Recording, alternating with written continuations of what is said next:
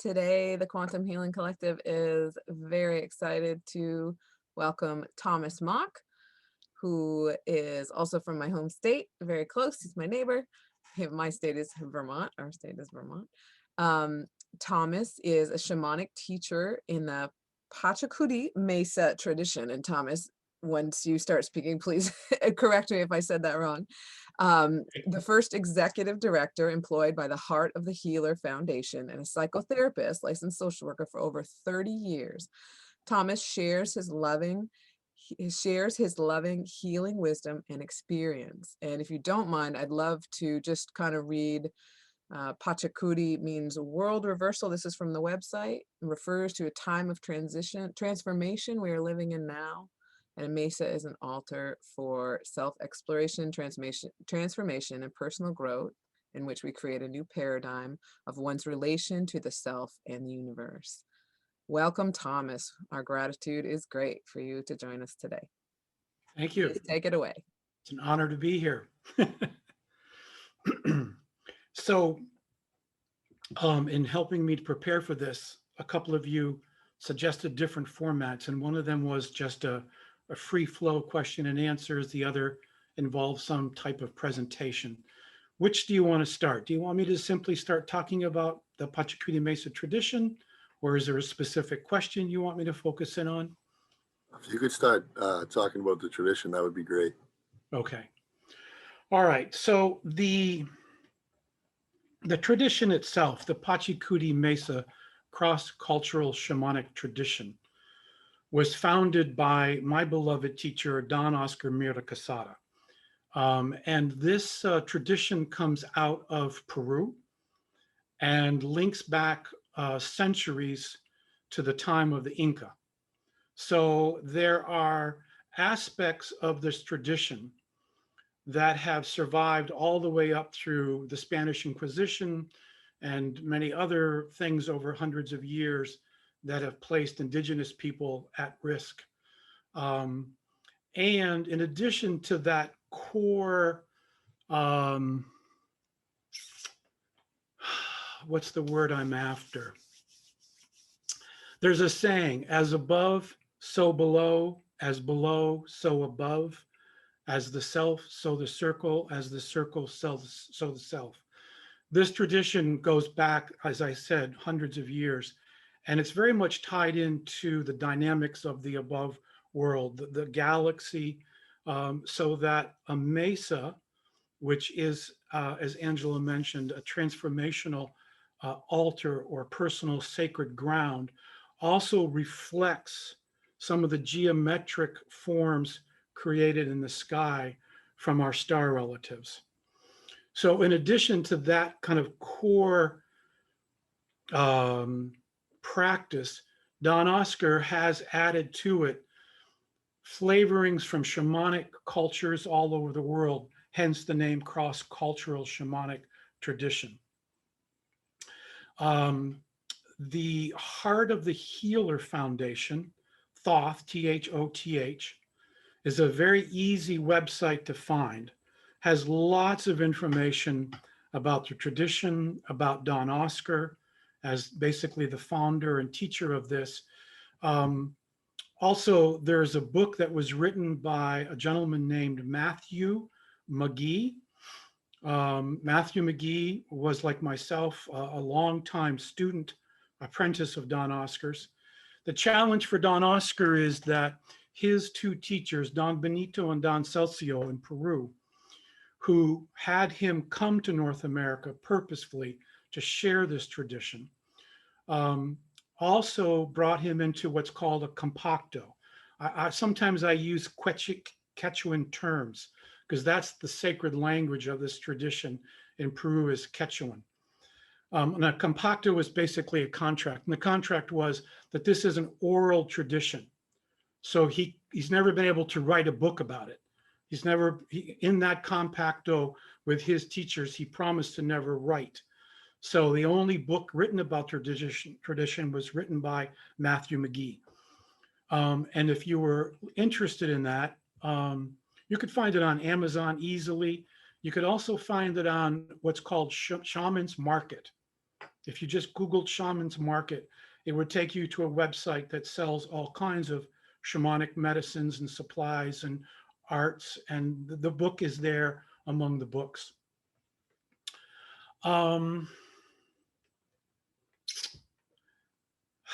Let me talk a little bit about why I came to this tradition.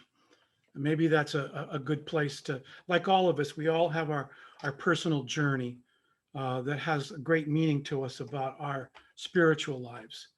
I grew up in a Roman Catholic Irish family on a dairy farm in rural Vermont.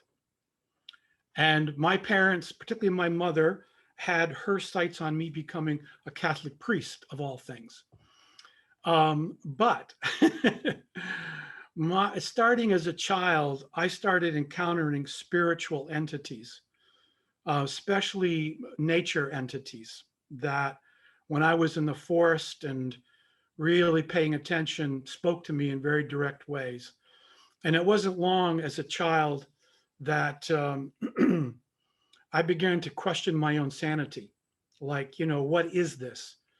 And as I grew, that became even more of a challenge because I did not, having been raised in an Irish Catholic family, I did not have a family, cultural, religious perspective that could provide any kind of container and support for my spiritual development, my curiosity, and hence hopefully my growth. And so I was doing a lot of approach avoidance for many years. I would go to powwows, for example, and as I would walk by a crowd, all of a sudden a group of elders would start pointing at me, and the women would do their cry, that high screech, and I would, shrink away from it because I didn't know what that was all about, and it was about what others who carried medicine could see about me, but I had no way of claiming, no way of understanding, no way of being comfortable with. And I won't get into the long story of it, but the short story is it was literally after training with Lakota medicine people for a number of years and having my own inipi, which is a sweat lodge, where I learned their songs and their ways of healing. I then, my next teacher was a teacher who brought me into the traditions of West African Yoruban voodoo. And people go, oh, voodoo, oh my goodness. But, voodoo is like any and all of the other indigenous traditions. It is an earth honoring, elemental force honoring system that really helps people connect to the mysteries, to the unseen world in very honoring ways. And that's one of the things I learned from working in those two traditions is there were a lot of similarities. In fact, more similarities than differences. And it was near the end of my training in that tradition of the voodoo that birds started coming to me, birds of prey. And unfortunately, these birds of prey presented themselves having died. And the very first bird, which still sits on my mesa, my altar, which I'll show you a picture of in a bit. I was driving home from Norwich, Vermont from my private practice as a psychotherapist. I got up on the Interstate 91 and immediately started feeling this aura around me where my skin was getting all prickly. In fact, I'm getting the goosebumps right now. I was getting goosebumps. The hair on the back of my neck started to raise. And I had this inner vision of a bird of prey dead alongside the road about 3 miles south in the direction I was heading. And immediately laughed at myself and said, once again, here you are, your imagination just going wild. And then I remembered in a recent conversation with my then teacher, when I said to her, what's the difference between spirit talking to us and intervening and messaging us and our own imagination? She said, there is no difference. And in that moment, I grasped on that awareness. And so when I got about 3 miles down the road, I pulled over. I looked, there was nothing there. And I said, see, it's just my imagination. But then I felt something, kind of deeper calling. And I walked off the road and looked down. And there, about 10 yards off the road, was a freshly killed great horned owl that was still warm. And when I picked it up, and there it is, something just cut loose in me. And I took this bird to my teacher, and I walked in and I just started to weep. And she said, "Oh my God, who died?" And I said, "Oh, well, it wasn't who, it was what." And I unfolded the towel and showed her this owl. And she scolded me for scaring her, but then said to me, "I've been waiting for this. I wondered when this was going to happen. You're a carrier of bird medicine." And that was the beginning. That winter, 43 different owls came to me in the same way, with prickly, hair raising goosebumps, just a bit before I would find them near my home. That led me to actually calling a shaman. A friend of mine suggested I talk to. He came to my house, he did a ceremony. He basically said, "Have you ever seen the movie Harry Potter?" I said, "Yeah." He said, "You remember when the owls just kept stuffing the letters under the doors and the windows and down the chimney?" He said, "You're being invited to shamanic school." He said, "You can bow to the universe and you can say, 'No, thank you, I'm not interested,' but this is your destiny. You can't escape this. You have to step into this. If not in this lifetime, then a next one. But this is your calling and you cannot avoid this." And since that day, I have been still at times dancing back and forth, being a very reluctant shamanic practitioner. But that episode led me to my now teacher, who I've been working with for 25 years, who is Oscar Miro Casada of the Pachakuti Mesa tradition, which I am now a sanctioned teacher of, and I also teach. So that's a real brief, quick uh, story of some of my journey into this work. And what I will say about the different traditions, as you know, there are all kinds of traditions available and out there to us. And to me, it's not important. I blend still some of my practices from the Lakotas, from voodoo to the Pachakuti Mesa and other traditions that I've learned, because I've had a chance to travel the world and meet with shamanic practitioners all over. And so it's not a matter of which one, because to me, our soul is on a continuous journey. This particular journey walk for my soul right now in the particular physical vessel it's in at this time. But the purpose of our soul, I believe, is to grow.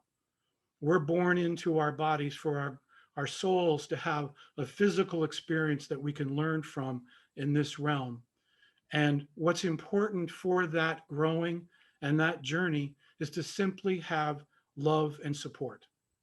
So it doesn't matter to me if it's Lakota, it's Peruvian, if it's voodoo, if it's a healing group like this that provides support and encouragement to each other. Well, I think what's necessary for me on my journey walk has been just that. I really couldn't plant my feet into the earth and settle into all of my fears and all of my ego struggles unless I had a group of people who were like-minded, who could think and experience and explore and be curious in the ways that I wanted to, and support each other in doing that without feeling like we're going nuts.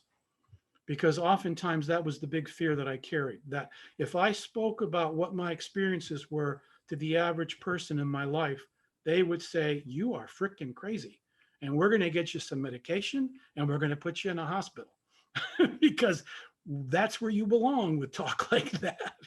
So it's the support, it's the love, it's the recognition, it's the container of a group like this in whatever form, from whatever tradition informs it, to me is what's important and makes a difference. Should I show you a picture of a mesa? Yeah, that would be awesome. Let Have me you make you a co-host real quick, Tom. Okay.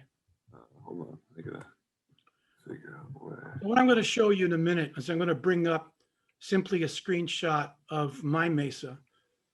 This is an older picture. There's been additions to this because in this tradition, one sacred ground is often as we grow in our experience and go through deeper levels of initiation, continues to shift and change. Medicine pieces come and go in our lives. I've literally had feathers come into my life that I would put and hang above my bed for dream time. And within a week, the feather would simply disappear. I've had other medicine pieces on my mesa that simply would vanish, and I would never, ever be able to find them again. The reason for that, they had served their purpose. The entity, the spirit that came with that particular arte, that's a Quechan word for medicine piece, arte, that had brought that into my life had finished. It finished its work with me.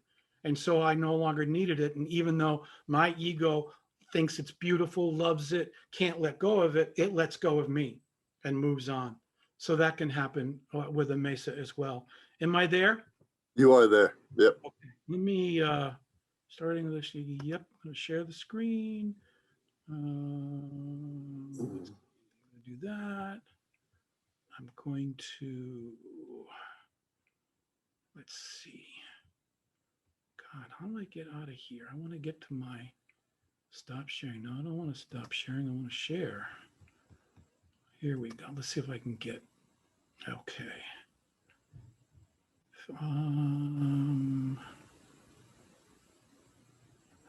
Yeah, let's see if I can move. Oh, there. We could move that over. Sorry for all this. I didn't practice any of this ahead of time. Let's see if I can. Because it's not giving me my desktop. Teachers, no. Presence, no.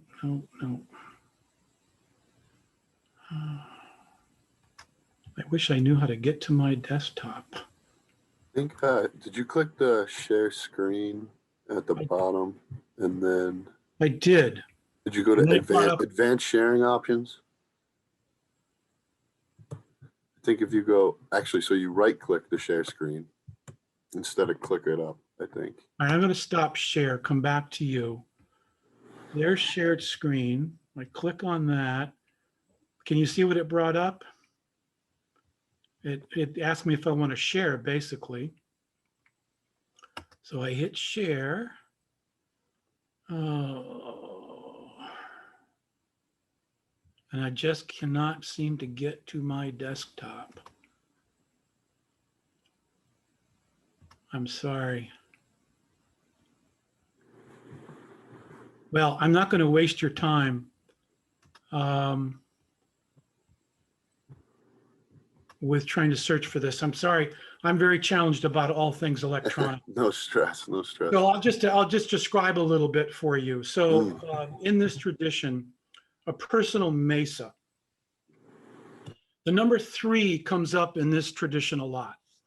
So the first thing about one's sacred altar ground is that it consists of 3 layers. The first layer is a layer of consecration, where you consecrate the ground that you're laying your second layer on in a ceremonial offering.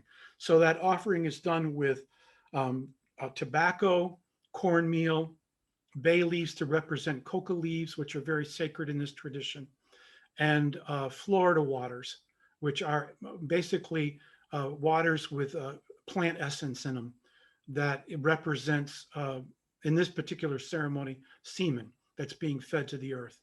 So there's a ceremony for consecrating first. Then you lay what's called your manta, which is the cloth, and that becomes the second layer. And then the third layer is what's called your artes, which are your medicine pieces. And your medicine pieces, as I kind of hinted to in the beginning, are laid out in a very kind of geometric directions, starting with the south, right hit the very bottom of your cloth where you would be facing up to the north, to the west, to the north, to the east, and then to the center. There are particular representatives that are guardians to the portals of each of those pathways, each of those 5 directions. For example, in the south, the guardians are the anaconda and the boa constrictor, snakes, creepy crawlers, things that go into the earth, because in the south, this is the area of grounding of all things physical. There's a healing energy associated with that called Kausai energy, which is a life affirming, healing energy. In the West, it's all about liquids, it's about waters. The guardians there to those portals are the whale and the dolphin and all creatures of the sea. There's an energy associated with that that works with emotions called Samai Sonkai. That's the area of feminine energy, is rooted in the West. In the North is the direction of Viracocha. This is the direction that connects us to the spirit realm. So the upper world, because again, there are three worlds in this tradition: upper world, middle world, lower world, where different entities reside that work with us in this tradition. There's an energy there called Kanchai, and that energy comes from literally the stars, from the galaxies, from the great mystery, from the creator creatrix, and connects us to all things spiritual. Over in the east, represented by the sun, Intitata is a candle that you burn. And that is the realm of mental and psychological issues. The guardians there are the puma and the jaguar, the four-legged cats of the jungles. And then in the center is what's called Quichi. Quichi is the rainbow tribe. Quichi in the center is where everything is kind of pulled together. There's an energy there called Iai Nunai that is used to intervene and work with soul loss, or to restore or bring into balance a person with their birthright around what their purpose for their soul was in life. There are particular sounds that are used in a healing ceremony using each of those names that I mentioned, because in this tradition, part of the pathway to healing is through a collective of things, obviously. It's never one single thing, but there is a belief that vibration, so the vibration created through the sounds that we make, and these are ancient traditional Quechuan terms that we tone in very specific ways that creates a resonating field of vibration that we apply to the person we're doing healing work through a particular aperture of their physical vessel. So we would have ceremonially brought our whole mesa, our altar, to life, inviting in all of these elemental forces of solids and liquids and gases and plasma and all of that to basically, raise our personal vibrational levels. And then we would apply at a specific medicine to the person, depending on what's called for, using our voice and using a particular medicine piece or arte that we would place in their left hand, that also from our sacred ground further feeds the delivery of that into their body. So blah, blah, blah, blah, blah. I'm just going, all over the place here. Maybe I'll just stop there and see if you've got any specific questions, because I could blather on for a long time. Oh, that was awesome. You did such a good job explaining that. And I can tell that everyone's lit up like by the text and facial expressions I'm seeing from everybody. Personally, like there were a lot of synchronicities for me that came up as you were speaking. Recently, we had a guest on that had us do active dreaming, where we went to this tree and envisioned a spirit animal that would come up. And for me, an owl hopped on my neck, and it was like my little buddy, and it was really cool. And then the next day, I called up to the universe that I was looking for some sort of tradition that would put me more in touch with nature. And here you are. So I guess my question is, before I open it up to everyone else, is like, is anybody capable of becoming a shaman, going down these routes, or does it have to be something that finds you? Like, do the traditions have to, like you said that when you walked by, they kind of noticed you. How would one go about that rite of passage? That is an absolutely incredibly good question, and one that is frequently asked. And of course, the word shaman, it has been so overused and so overgeneralized that it has lost its kind of original meanings among the indigenous peoples. I don't call myself, lots of people call me a shaman. They say I'm a shamanic practitioner, and I no longer fight that. But when I'm being specific, I say that I'm a curandero, because a curandero is the proper term for a medicine person who works in this tradition from South America. Um, and again, because shaman has become, it means so many things to so many people, it's almost lost its purpose in terms of understanding what you're talking about. But the answer to that, the general question is yes. It is my belief that anyone can learn to come into relationship with these unseen forces, and through their heart-centered intention, having developed a relationship through initiations and learning and teachings, can help to heal themselves and others, whether it's this tradition or other traditions. Here I am, a 6'2", blue-eyed, white boy.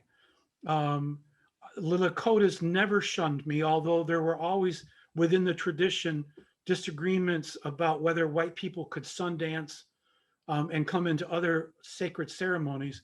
But basically, they were very loving and engaging. Same with the voodoo. No one ever said, because you can't dance, white boy, you can't do this ceremony with the drums. They encouraged me. Anyone can, and that to me is part of what's important about the resurgence of spiritualism in our lives these days. We have basically, pardon my language, but we've shit on our own bed. We have destroyed the natural world with our ego and our greed and our materialism. And we have lost the way of being appreciative and respectful of the full matrix of life. Anyone who starts to step back into that awareness and that connection finds great support. When you say, finding your way to nature, that bird showing up today was no accident. They are incredibly supportive of our curiosity and our endeavor to support and recognize everything that makes up the matrix of life, and to work together to preserve and honor and respect one another. And so again, in that light, yes, anyone can learn the ways of these traditions and become a successful healer on lots of different levels. Thank you so much. What I was kind of envisioning was just like this group, someday we could hold our meeting in, nature where we partake in one of these ceremonies. I just kind of want to learn the right way to practice those. So I'll definitely be reaching out. And I'm grateful for all the wisdom you shared. I see Joe has his hand up, so I'm going to unmute Joe. Thank you so much, Tom. That was... Let me find you, Joe. Okay. I wish I could see you. Oh, there you are, Joe. Hi. Yeah. Hi, Joe. Sorry. How are you? It says Longer Life Podcast, but that's me. I'm Joe. Tom, this is like one of those moments that I feel was for me. The fact that the eagle landed in my yard after that too. It landed literally in the tree in my yard and sat there and ate. And it ate something that it had caught right across the pond while two crows were trying to attack it. And it just, there's so much about what you said that resonates with me in particular, especially when you said the confusion between voices, because that's something that I've struggled with for a while. Because I definitely, to your point, feel since I was very, very young that I was called to some sort of more earth-driven, traditional healing, just native. The words really escape me, but I spent a lot of time myself at powwows when I was a young child. My mom would bring me all the time, and I just resonated with the idea of being connected with earth, working in conjunction with Mother Earth. And then when you said the owl, I worked with a gentleman for a long time, and his family they took care of birds. And one of the particular birds they took care of was a gray horned owl. And they actually had a great horned owl. And they actually had a one in captivity that was the oldest owl great horned owl to ever be held in captivity. It lived to past 45 years old. And I would able to go to their house and talk to the owl. You could hoot to it out in the front of the yard and it would hoot back to you. And then right when my boss passed away, the day he passed away, I had left the company and didn't know that he was not doing well, any of that. And then my wife and I went for a walk in the woods. We're walking through the woods, and I don't know what it was, but it just something made me look up into the woods, and sitting there looking directly at both of us was a great horned owl. And I hooted at it, and it looked at me, and then it like, you know how they rear their heads down a little bit? It pulled its head down, and then it flew off. And literally hours later, I found out that my boss had passed away. Mm-hmm. My old boss. Yep. So I guess my like I'm literally shaking now talking about all this stuff. So I guess my question is for you, and is especially knowing your connection to birds of prey. I'm getting a lot of that between great red-tailed hawks, the eagle that lives on my pond, and the great horned owls. And I feel like I'm called, but to your point too, I mess with these voices in my head. Guess I'm just looking for some sort of advice to be able to allow myself to allow these things. You've answered your own question. That's where you are right now, is to allow yourself to allow it in. What I would say is to get curious, is to talk with them, pray to them, make offerings to them, make offerings of tobacco, have a fire ceremony, let the smoke bring your prayers up into the air and the ethers that travels to them, welcome them into your life.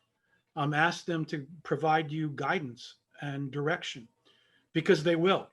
I mean, this used to be the stumbling block for me. Again, I'm a white, Western, educated guy, right? Yeah. To talk about some of these things, I used to think this is freaking crazy, but I don't, my ego is no longer caught up in that. I've seen too much. I've been through too much. That initiation is past for me. So I can say to you without hesitancy that these birds will work with us. They'll show us things. They'll teach us. They'll guide us. I'll tell you another really quick story, just to give you an example in terms of my journey. I was doing a training with Don Oscar. It was an 11-day training down in Florida in the Everglades.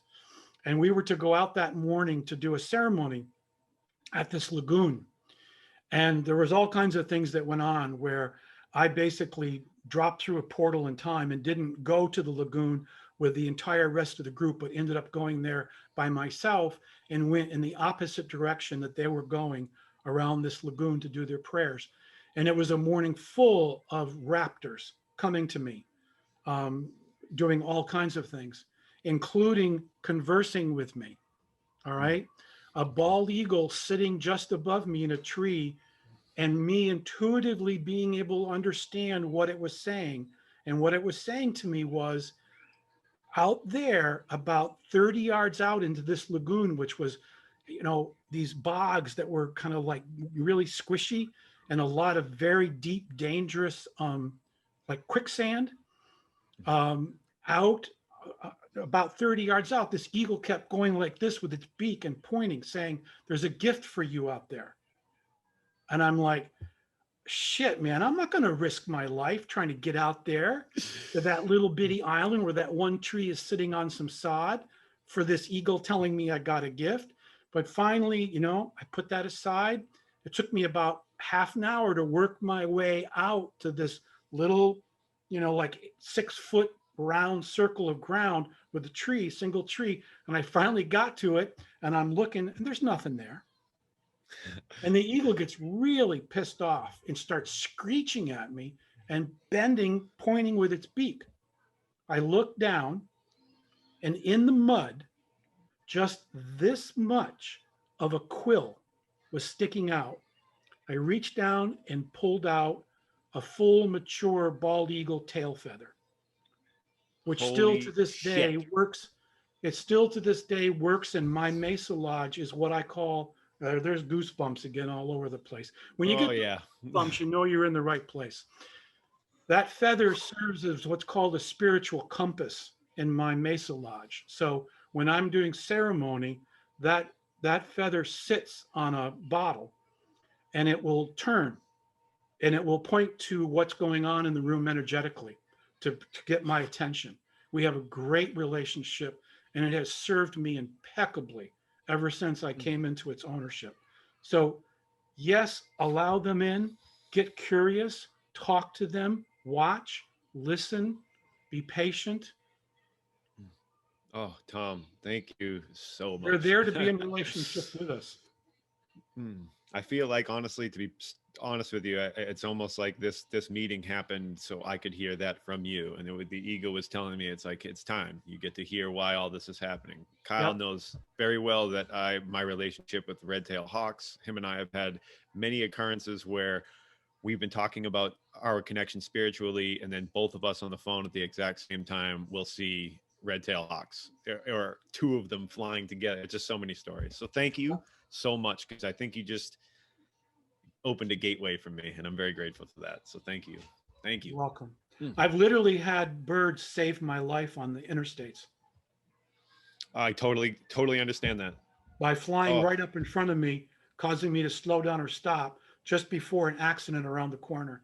That if I'd been at that speed, I wouldn't have been able to stop. Things like that. They're there. They're there to help. yeah. Oh, so awesome. Thank you. Yeah. Thank you, Joe. This is providing so much insight, Tom. I can't thank you enough already. Oh, it's my pleasure. Believe me, that's why I do this, because I grew up alone without this kind of support network. Mhm. And I couldn't step into it because I was too afraid and too tied up in my own ego. And this is what we need. We need to be able to talk to one another and Yeah. share these experiences. Yeah, I just had this incredible download I had when I went, like last year, this time I went in the woods behind my house with my son on my back, and I got swarmed by 3 hawks, and they were basically, they had a triangle around us, and they were just talking to each other. And what I just downloaded was that that's where I just got to go and allow, like kind of Joe was saying, and that'll be the start of my ceremony, you know. Yep. But Yep.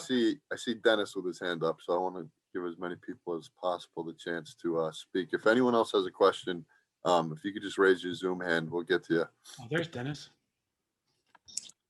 Hi, good morning, everyone. Thank you so much. Appreciate your share this morning. I think that part of me being here today is a good reminder about getting back into the things, especially the traditions. About 5 years ago, I completed the training of, the Mesa tradition. And I'm hearing you talk about all this stuff, and I'm like, oh my God. So I do have a Mesa. And this year, of course, because of COVID, I couldn't travel. But whenever I travel, I always bring my Mesa with me because it's such a beautiful thing. And it's interesting you mentioned that sometimes the items disappear, because when I was at the beginning of my training, somebody had given me a bear claw. And one time I had my Mesa over in the beach, and a seagull came and took it. And I was very, very angry. But it was just, it had served this purpose. So I don't know. I'm just very grateful for the opportunity to be here. All this time you're talking, I'm thinking about despacho, it's been probably a couple of years since I've been at a despacho ceremony, but I don't know. Hopefully when we all get together, it would be a beautiful thing to do. And maybe you can explain to the group what despacho is. Thank you, Dennis. I was just going to do that. And good to see you, brother. Who did you study with, Dennis? Elizabeth DeRozier. She has studied Peru, in the Cusco area. I forgot the name of her teachers, but how I came about that, just really quickly. There was some Peruvian healers that were coming to Rhode Island, and they needed an interpreter. So I ended up working with them and all that stuff, and that's how I ended up studying under Elizabeth. So yeah, great. So 2 things. Thank you, Dennis. A despacho, but before talking about despachos in particular, I want to talk about the concept of Ayni, Ayni. It's a Quechan term. Ayni, very simply in terms of principle, is today for you, tomorrow for me. Um, because again, in this tradition, like a lot of indigenous traditions, there's nothing unique about the Pachakuti Mesa tradition, but in a lot of indigenous traditions, people pay a lot of attention to making offerings, to honoring, to supporting unseen realms. Um, and so the principle of Ayni is really at the core of the Pachakuti tradition, where people don't do much of anything like dig a garden or go out for a walk without making an offering or recognizing certain tutelary beings. For example, in this tradition, there are entities, right? There's all kinds of different entities. And one of the entities are called the Terrakuna. The Terrakuna are known as the Watchers. And the Watchers are the spirit entities that often will hang out around sacred grounds and sacred sites. And if people who come into those grounds don't come in with respect and proper offerings, the Terrakuna will basically, in service of Ayni, to keep the balance of things, of all things, will take some of those individuals' essence, their spiritual essence, from them. It's like what's called susto, like a magical fright, but it's done by the Terrakuna because people weren't paying attention and they weren't being respectful in a sacred area. And that sometimes people will present being sick from repeatedly doing something like this, and some of their essence is being depleted by these watchers. A despacho, as Dennis mentioned, is part of this principle of Ayni. And a despacho is a very beautiful arrangement. And there are literally hundreds of different kinds of despachos. But despachos are often done in a ceremony among a group of people where you create patterns on a cloth using all kinds of different materials depending on the intent of the despacho itself. And then it's wrapped in a very also ceremonial way. And then it's given either through burying it or burning it. Burying it is to give it to the earth in particular, and all things connected to the earth and solid beings. To burn it is to give it to the heavens. So depending on where you're sending your prayers, you would either bury it or burn it. But that's a despacho. They're very beautiful, lots of colors, lots of sequences, but also often done in balance, honoring the directions, and given as an offering, as a gift. Thanks, Dennis, for bringing up despachos. Thank you. Please, brother, come back. Get your Speaking, mesa fired up. We need that medicine these days. Speaking of coming back, I'm just getting so many messages from people that they want to come learn from you. Could we set up potentially in the spring, like a day where we all get together and just hang out with you? Sure. Yeah. I'd be honored. I mean, and there's several ways we can do that. And thank you, Angela, for bringing me here, sweetie, because it was Angela that found me last year before this pandemic really started to settle in, because I was getting ready to do a teaching, because I said I'm a sanctioned teacher. There's a 5-weekend apprenticeship of this tradition. Awesome. And I was going to teach it here at the Abenaki Center because I've joined with them and I've been learning from their elders about their tradition, not to mention the fact that being 2 doors down, I can hear them, their spirits drumming and singing sometimes at night. So I couldn't not pay attention. So once the COVID thing is gone, I'll be marketing that again. And I will be offering a 5-weekend apprenticeship in this tradition.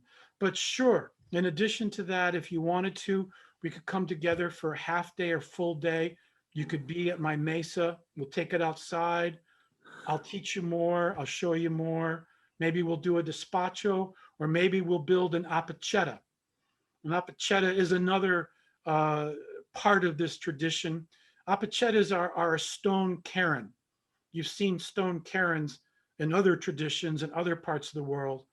An apacheta, again, is a very specifically in sequence built stone cairn that helps a practitioner literally plug in to the seke system of the earth, because there is a seke system of energy that runs through the earth.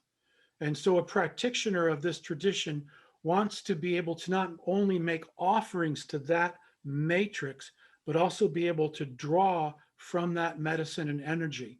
So building your own or a community apacheta and doing offerings at that site is a way of plugging in. Perfect. Like I said, I can go blah, blah, blah, blah. No, that sounds great. I'll That stop. sounds incredible. I see Angela has a question, and thank you, Angela, for bringing us Thomas. This is so Yes, incredible. thank you. So I realize as co-host, you can't use the little hand button. You can't so anyway, a new revelation, Zoom revolution for me. Can't raise the hand button. Thomas, thank you so much. And yeah, I was so close to doing that apprenticeship, and but I'm grateful for you to be here now, and I look forward to coming to see you in person. It's gonna happen. I know it. I know it too, Angela. Yeah. I'm gonna try to narrow down my question. First of all, how do you spell Quechee? Queechee. Okay, what's the relation then to the No. That's the American way of spelling it. Okay. Quechui. Is there any relation to the Quechee Gorge? No. No. Oh, Isn't so it funny excited that for I a minute. lived in Quechee on Quechee You Road did? Oh. when this was happening with the birds. Birds brought me to this tradition. Interesting. I was living on Quechee Road between Heartland and the other connecting town. Oh, how wonderful. Isn't that amazing? Yeah. Yes. Yeah, we had this wonderful Quechee Gorge here in Vermont. It's a little, there's got to be lots of sacredness about that site. So there again, there was no accident there. No, definitely not. I wanted to share just a couple bird stories too. I've trained in spirituality and different traditions for a long, long time, and I was training in the pagan Wiccan path. I've done that probably a good 20 years, and I was working with a group who actually one of them will be a speaker on here. She's now does the Druid order, Dreamland, Fern Lickfield. I'm not sure if you've heard of her, in Worcester. Anyway, I was doing a self-initiation. It was a thing you did alone, and you did. There's lots of writing, and it's a little ceremony. And I was out in a field, and I had my eyes closed, and I was doing my ritual, saying whatever, and I was, and you were. I was open, and I can't remember if I was calling in an animal or calling in some experience or there was something pivotal. This was a long time ago, but so as soon as I was done, I opened my eyes, and this hawk flies over and screams that, and it was literally just, I thought I was gonna just lose my mind. It was the most beautiful thing that had ever happened to me. I was in my 20s at that point, so I was, even though I'd been studying spirituality for a long time, but and I used to mountain bike with an owl. He'd come up, he'd just be sitting there. He was literally like 10 feet away from me. He'd just sit there, and I'd stop my bike, I'd get off, I'd look at him, we'd just kind of look, and it's just continued ever since. I just saw a red-tailed hawk last week on my way to work. It's just I currently take care of a 2-year-old girl, and she is wonderful being, and she loves the birds, and so she always notices them, and I'm hollering at the crows. I talk to her because she loves it. She says cardinal. She can barely, she said it the other day, she can barely pronounce the word, and I was like, what, and I look up, and there's one sole cardinal in the tree. It's just the most beautiful thing. So I guess I'm going to pick this question. My relationship to the interconnectedness of all things has been there since I was a child, and it only increases greater and greater and greater. vegan, animal activist. I don't eat any living, things, but I also don't see a difference between the animals and the plants. I was thinking, my mom really enjoys evergreen boughs in her house at Christmas, and there's some that grow behind where I live, and she asked me often to get them, and so this year it's getting more difficult and more difficult for me to, it was really hard. I was out there with the clippers and I was clipping her boughs, and it was almost like this pain in me every time. Like it's getting harder and harder for me. But I know I cannot survive in this world without the help of the plants. And that's what I Right. need. I need to eat them, and I need Right. to. So yeah, this is what I want to ask you. How could I maybe feel a little less pain? I don't know. Maybe I want to feel the pain, or what can I do? You could feel less pain by Yeah. providing Ini, Okay. right? Yeah. So in the specific example of those kind of bows, Mhm. do you provide tobacco or any kind of gifts No, before I taking? I just say thank you, or I'm sorry, or I just say something, but I don't, but yeah. Yeah. So, as you said, whether we're vegans or we eat animal or what, we need to consume certain nutrients to survive. That there's no way around that. And all of the plant kingdom and all of the animal kingdom understand and respect that. The question is, do we respect those kingdoms back? Do we offer prayers? Do we stay connected on a soul level with those other beings? Do we honor them? You know, do we find ways to feed them the way they feed us? That to me that's the only suggestion I can make at this moment about bringing yourself back into balance and not having it pull on your heart. So is to consciously do some things to show your respect and your appreciation. So tobacco would be a good one, maybe just to sprinkle before I pick something from the garden, or Absolutely. flour, a little tobacco. Absolutely. Okay. That's an indigenous practice that covers lots of different traditions. Okay. Tobacco is one of those sacred earth plants that most people from many traditions, before they would take anything from nature, would put some tobacco down. And if you don't have tobacco, a piece of your hair, some coins out of your pocket, spit with prayers, anything that you can give of yourself is also an acceptable gift to the spirit realm. Okay. Thank you. Thank you very much. And thank you for being here. And I can't wait to hang out further. Thank you so Thanks, much. Angela. Thanks for having me. And we will. Okay. So this damn thing is over. Oh, I know. We'll sit and lodge We'll together. get through it. Yes, we will. Thank you, Angela. I see Greg has a question. Greg. Can't hear you, Greg. You're muted. He's not muted, Okay. but he's not coming through. Yeah, he doesn't. Greg, do you have headphones on or something? All the challenges. Maybe if you want to type your question, if we can't get your volume. Not working. Oh, can barely hear him. Yeah, you're coming in. Maybe see if you can. Can you lean towards your mic, Greg?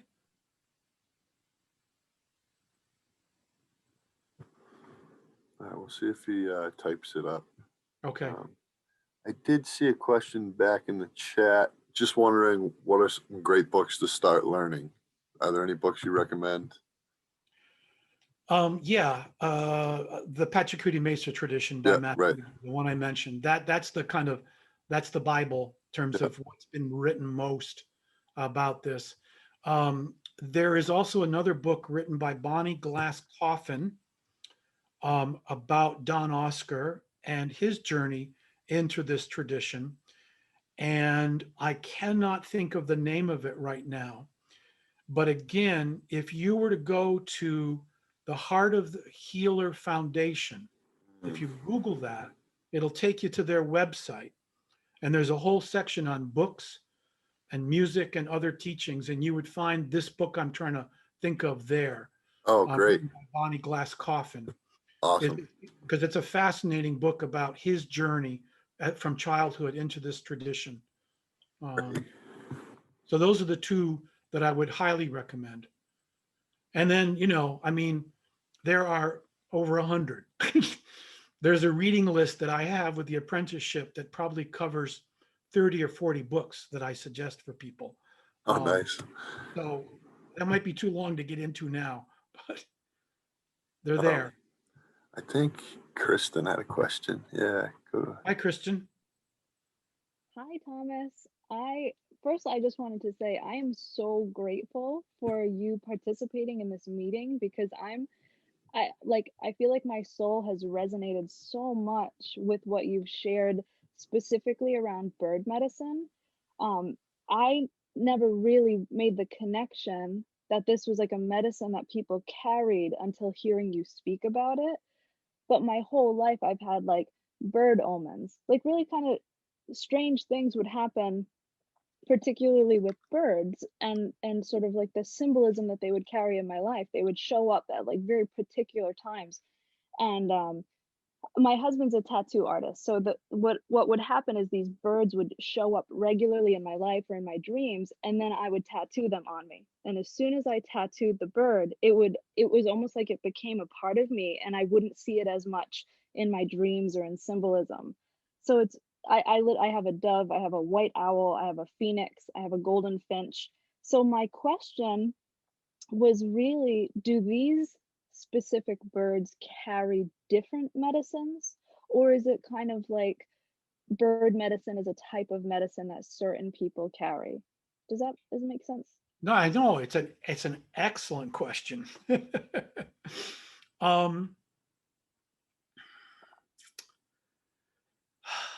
I would not say that there's not a kind of class of winged one medicine.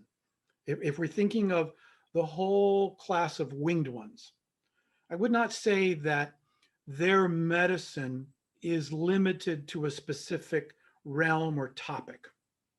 Okay. And some of the books that people have written about animal medicine or different books that give interpretations of the type of medicine, you'll see there's a difference between red hawks and owls and the kind of medicine that is reported in those kinds of interpretations that they carry. So I wouldn't say it's regulated to some specific realm. What I would say is that whatever their medicine is, it's unique and tailored to you. Very cool. So for instance, if we're talking the winged world, like in the Peruvian tradition, hummingbirds would be a bird that would show up a lot for people. But maybe for you, it's a robin or a different kind of bird. And they would have a specific medicine that may be important for you to be open to and to receive and to integrate into your spiritual walk here. Thank you. Does that answer your question?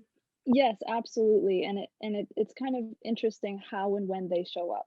Like whenever I'm in the midst of a massive sort of like spiritual lesson or something that's going to really elevate me into a new plane, turkey will show up. Usually it's when I'm being challenged. Usually it's when it's like, oh, there's something for me to learn here. It'll be like in the most random spot, there's just this turkey. And there's this one really, I don't want to take up too much time, but there's a very cool story with the white owl. I kept having these reoccurring dreams where I would find myself out in nature and I would be calling to this white owl and I would put my arm out and she would find me. She would fly through this open sky and she would land on my arm multiple times until I finally said to my husband, I said, I need you to tattoo this bird on me. And so she's on my arm now. Never had another dream after this because she literally was just on my arm. And so a few years ago, my family and I opened a wellness center, and I had this guy show up. His name's Guy, and he said, I know I'm supposed to be here, and I don't really know why, but I just know that I'm supposed to be here. And I said, okay. And then he's hanging out. He comes for a few months past, and he says, I think I met you before I met you.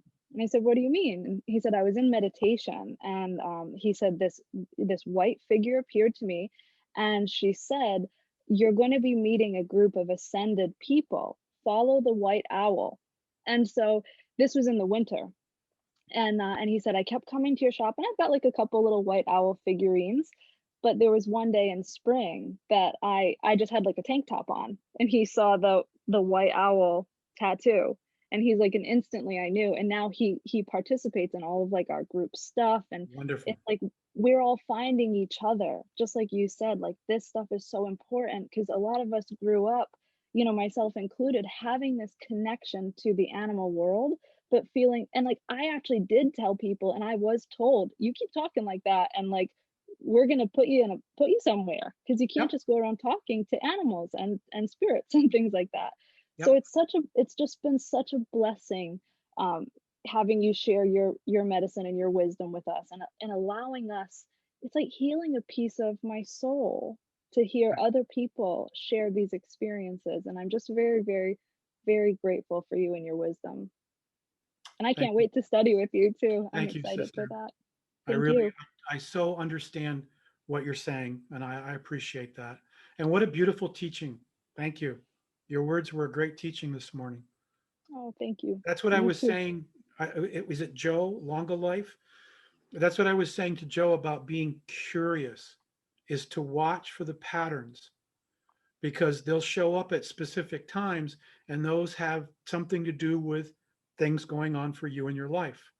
So if Mhm. you can begin to track and recognize the patterns, you'll learn what their presence is about. So that was a beautiful story. Awesome. Thank you so much. Yeah. Thank you, Kristen. I think we have time for one more question, and I see Skittles has his hand up. So let me go to Skittles. Hold on. Go ahead, Skittles. Hi, good morning. Morning, Skittles.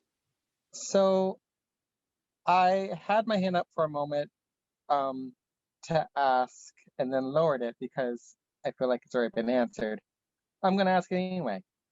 Um, I'm wondering, moving aside, um, slightly transitioning topic, um, I'm wondering what are some lessons that have come up for yourself that you have learned on your journey that has not necessarily been taught from your teachers, and what keeps coming up for you within those teachings that you feel compelled to share.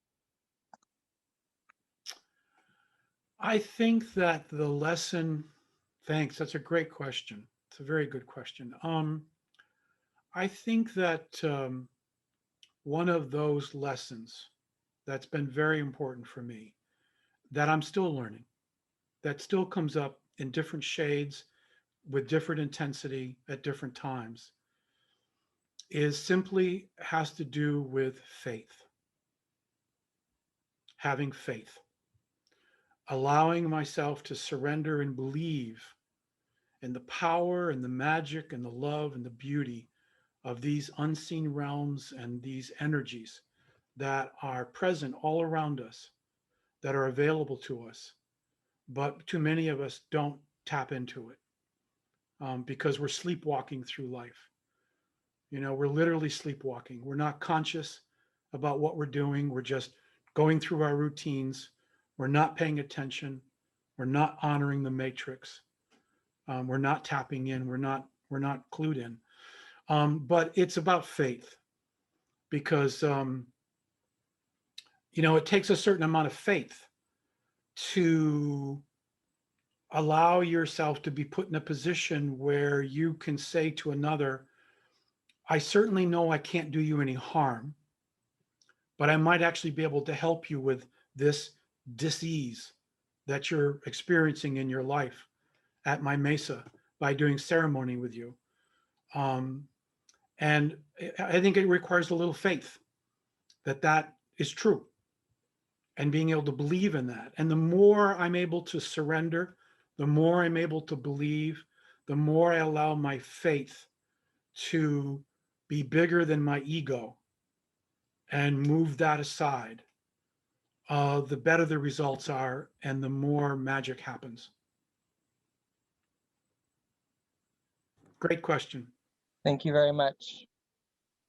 Thank you so much, Skittles. And thank you, everybody, for being here. That's about all we have time for today. But this was an incredible meeting, Thomas. You know, we can all tell this is just the start of a great friendship. So I love you, brother. What we do to close each meeting is we just have this prayer we send up to all those awakening at this time. So, Kristen, whenever you're ready. I'd love to put those links in the chat, put all the links in. Oh, okay. Yeah. Can I, before Christian starts, can I just say once again, thank you to all of you. It was such an honor to be here to share with you today. My heart is full. Thank you. Yeah, so with all of that love, all of that feeling that Thomas just broadcasted and we all just shared, we take that energy and we dedicate the merit of this meeting to all of those who are awakening at this precious time. May our efforts to better ourselves help shift planetary consciousness from fear into love.